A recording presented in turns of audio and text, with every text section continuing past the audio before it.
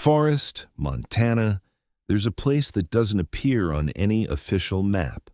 Old loggers once called it Dead Hollow, a patch of forest where every sound mysteriously disappears. The wind blows through the towering pines, yet the branches never seem to move. Birds fly overhead, but their songs are swallowed before they can be heard. The locals avoid the area at all costs. Some believe the land itself is cursed. Others simply refuse to speak about it. At the center of Dead Hollow stands a lonely wooden house. No one knows who built it. No one knows why it was built. And according to old ranger records, no one has ever been able to explain why it still stands untouched after more than a century. The Forest Service never considered the stories to be anything more than local folklore, until 4 experienced hikers vanished within 3 months. Their vehicles were found parked near an abandoned logging road. Their backpacks were untouched. Their food was still fresh. Their camping equipment remained exactly where they had left it. Only the people were gone. No footprints, no signs of a struggle, no bodies. It was as if they had simply disappeared from the world. The case was assigned to Elias Carter, a 38-year-old forest ranger with over a decade of experience working in Montana's wilderness. Elias wasn't the kind of man who believed in ghost stories. He had rescued lost hikers during blizzards, tracked dangerous mountain lions through dense forests, and survived raging wildfires. Everything had a logical explanation, or so he believed. On the morning of October 27th, Elias drove as far as the logging road allowed before continuing on foot. The deeper he walked into Pine Ridge Forest, the stranger everything became. The air felt unnaturally cold. His GPS repeatedly lost signal. Even his compass refused to point north. He marked trees with bright orange paint every few hundred yards, a standard ranger procedure to prevent getting lost. After nearly 2 hours of hiking, he crossed an invisible line. He knew the exact moment it happened. Every sound disappeared.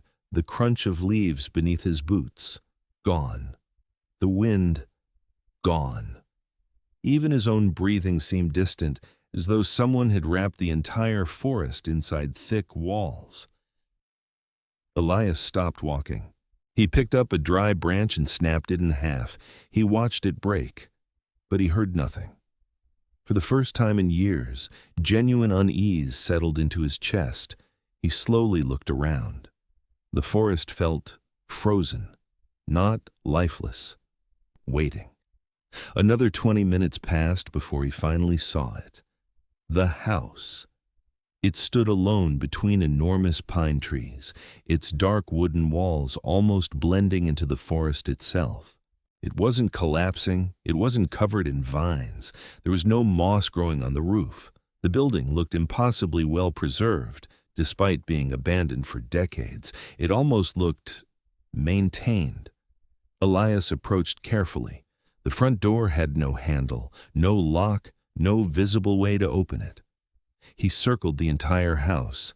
Every window was covered from the inside with rough wooden boards. There was no moss growing on the roof. The building looked impossibly well preserved, despite being abandoned for decades. It almost looked maintained. Elias approached carefully. The front door had no handle, no lock, no visible way to open it. He circled the entire house. Every window was covered from the inside with rough wooden boards. There wasn't a single way inside. "This can't be right," he muttered. He reached for his radio. Static. Nothing else.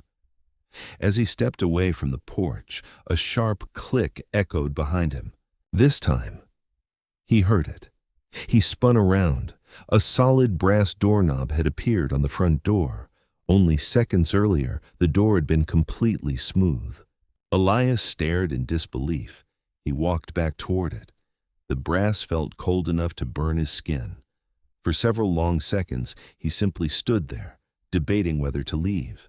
Every instinct told him to turn around. Instead, he twisted the handle. The door opened without resistance. Inside was almost completely empty. No furniture, no dust, no cobwebs, just polished wooden floors stretching into a long hallway. Something immediately felt wrong. From outside, the house looked no larger than a small cabin. Inside, the hallway stretched much farther than the building should have allowed. Elias frowned. He stepped back toward the entrance. His heart skipped a beat. The front door was gone. Behind him was nothing but a solid wooden wall. He ran his hands across it. No crack, no hinges, no outline. The entrance had simply stopped existing. For the first time in his career, Elias Carter realized he wasn't trapped inside an abandoned house. He was trapped inside something that only pretended to be one. Trying to stay calm, he reached into his backpack and pulled out a piece of white chalk. He drew a large X on the wall. "If this place is playing tricks," he whispered, "I'll know." He continued walking. The hallway twisted gently to the left, then to the right, then left again. Several minutes later, he froze. The same wall stood before him, but the chalk mark was gone. Instead, words had been carved deep into the wood. The cuts looked old, as though they had been there for years. The message read, "I didn't like your mark." Elias slowly backed away. As he did, the wooden walls around him released a deep, slow vibration. Not a creak, not a groan. A long, steady breath. The entire house had just inhaled, and somewhere beyond the endless hallway, something else had awakened. Elias stood frozen. The deep vibration rolled through the walls once again. It wasn't the sound of old timber settling. It was rhythmic, slow, deliberate, like the steady breathing of something enormous hidden inside the house. He forced himself to think logically. There has to be another exit. He took a deep breath and continued down the hallway. This time, he counted every step. 1, 2, 3. By the time he reached 100, the hallway should have ended. Instead, it continued. At step 150, a wooden door appeared where there had only been a blank wall seconds earlier. It didn't swing open. It simply existed. As though the house had decided to create it, Elias gripped the handle and pushed. Inside was a room unlike anything he expected. The floor was covered with damp soil instead of wood. Thick tree roots crawled across the walls like giant veins. The ceiling was hidden beneath hanging vines, even though no sunlight could possibly reach this place. The room smelled of fresh earth after rain. In the center stood 4 wooden statues, life-sized, human-shaped, each carved from a single piece of black wood. Their faces were wrapped tightly with faded cloth. Their arms rested at their sides. None of them had names. None of them had eyes. Elias slowly walked around them. 1, 2, 3, 4. He headed toward the opposite door. Just before reaching it, something made him stop. A strange feeling settled over him. He slowly turned around. There were now 5 statues. His heartbeat stumbled. "I'm losing my mind." He counted again. 1, 2, 3, 4, 5. The 5th statue stood at the end of the line. It hadn't been there before. Its clothing looked strangely familiar. A forest ranger's jacket, dark green, a silver badge, brown hiking boots, exactly like his own. Elias swallowed hard and stepped closer. The statue's face was still hidden beneath the cloth. His hands trembled as he reached forward. He grabbed the fabric, pulled it away. His breath stopped. The statue had his face, every detail, the scar above his left eyebrow, the short beard, the tired eyes, even the tiny crack in one of his front teeth. It wasn't just similar. It was him. Elias stumbled backward in horror.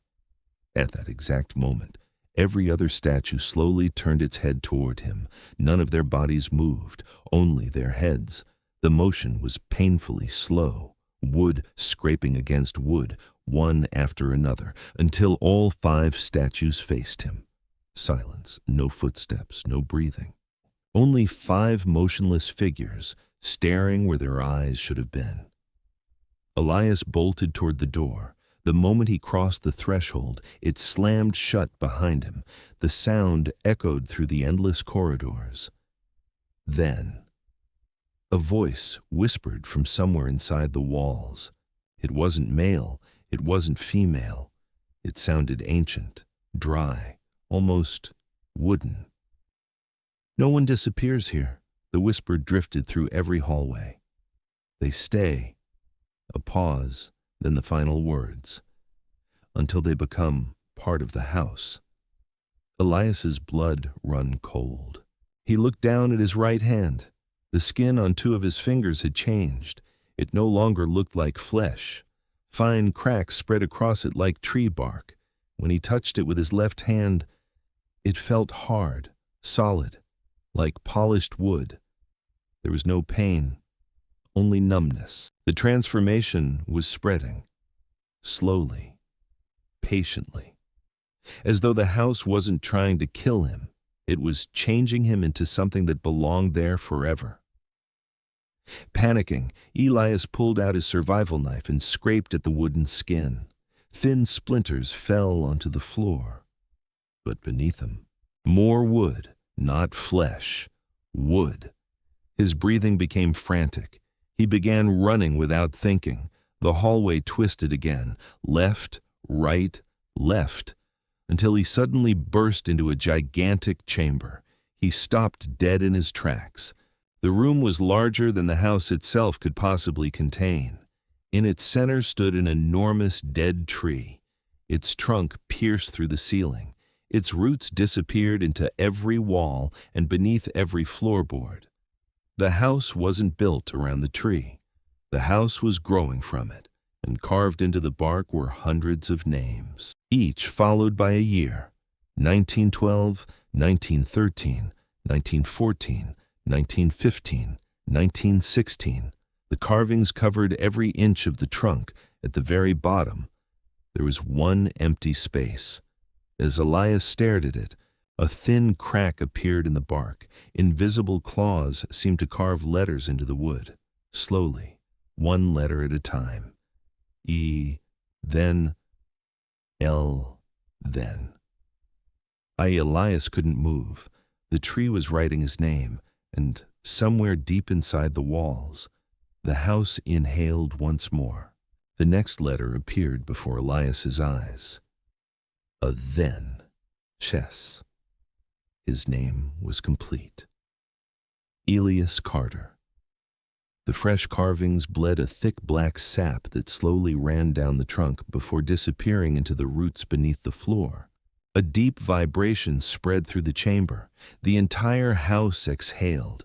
The walls trembled. The roots beneath Elias's boots began to move, not like plants, like muscles. They tightened around the floorboards, pulsing as if blood flowed through them. Elias forced himself to move. There has to be a way out. His eyes swept across the chamber. Then he noticed something hidden behind the enormous tree. A small wooden door. Unlike every other door inside the house, this one looked old, weathered, real. He sprinted toward it. Just as he reached for the handle, hundreds of roots burst from the floor. They wrapped around his legs and pulled him backward. His flashlight rolled across the room, spinning until its beam stopped against the tree. For the first time, he noticed faces, human faces, barely visible beneath the bark. Dozens, then hundreds. Their mouths were frozen open as if they had screamed until their voices disappeared forever. Their eyes remained closed, except one. A pair of eyes slowly opened near the center of the trunk. An elderly man. His face was trapped inside the wood. His lips barely moved. With what little strength he had left, he whispered, "Don't fight. The house." Elias crawled closer. "Who are you?" "My name was Thomas." The old man's breathing sounded weak. I came here 40 years ago. They all become part of it." His eyes shifted toward the roots beneath the tree. The tree, it's feeding. Elias looked down. Every root was connected to the walls, the ceiling, the floor. The tree wasn't trapped inside the house. The tree was the house. Thomas spoke one final sentence. "It doesn't want your body. It wants your place." Before Elias could ask what that meant, Thomas's face slowly disappeared back into the bark, as though the tree had swallowed him. Suddenly, the wooden skin on Elias's right hand spread across his wrist. Tiny cracks climbed toward his elbow. He realized he didn't have much time left. His eyes searched desperately for anything that might help. Then he saw it, leaning against the base of the tree. An old iron axe. Its blade was covered with rust, but the edge was still sharp. Carved into the handle were 3 simple words: "Cut the root." Without hesitation, Elias grabbed the axe. The roots tightened around his legs. He raised the axe with every ounce of strength he had left. The first swing struck the largest root. Nothing happened. The second swing drove deeper. A black liquid burst from the wound. The house let out a deafening roar. Not from one direction, from everywhere. The walls shook violently. The ceiling cracked. The statues somewhere in the distance screamed with voices that sounded almost human. Elias lifted the axe one final time. With a desperate cry, he buried the blade into the split root. The chamber exploded with sound. Every root recoiled. The tree split down the middle. A blinding white light poured from inside the trunk. The faces trapped within the bark opened their eyes together. For a single moment, they looked peaceful. Then, one by one, they dissolved into dust. The walls began collapsing. The endless hallways twisted apart. Doors fell from the ceilings. Floors split open beneath his feet. The house was dying. Elias staggered toward the small wooden door. This time it opened. Cold mountain air rushed inside. He threw himself through the doorway just as the entire structure collapsed behind him. He rolled across the damp forest floor before everything went silent.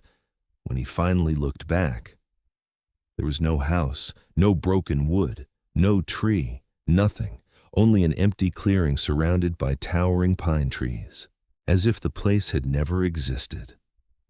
Epilogue. Elias survived. The official report blamed exhaustion and disorientation. No one believed his story. He resigned from the Forest Service 3 months later. He never returned to Pine Ridge Forest. For years he suffered from nightmares. Sometimes he would wake to find tiny splinters of black wood on his bedsheets. Doctors found nothing wrong. The bark-like skin on his hand eventually disappeared. Or so he thought. 22 years later. After Elias died of old age, workers cleaning out his cabin found a sealed notebook inside a locked drawer. The final page contained only one sentence, written in shaky handwriting. "I never escaped. The house only let me leave until it needed another name." The notebook was turned over to local authorities. No one paid much attention to it. 1 month later, a search and rescue team entered a remote forest in Kentucky after receiving reports of a missing hunter. They never found the hunter, but one ranger reported seeing something impossible before the search was called off. Deep between the trees stood a dark wooden house, small, silent, waiting, and nailed to its front door was a polished brass doorknob that hadn't been there the day before.